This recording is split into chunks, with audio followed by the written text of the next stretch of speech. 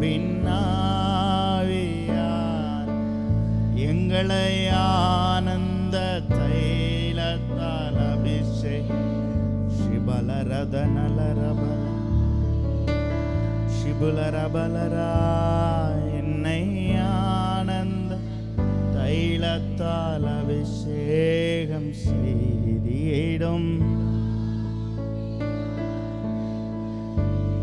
என்னை ஆனந்த தைல அபிஷேகம் செய்திடுமா. நன்றி அப்பா. ஆவியானவரே, ஆவியானவரே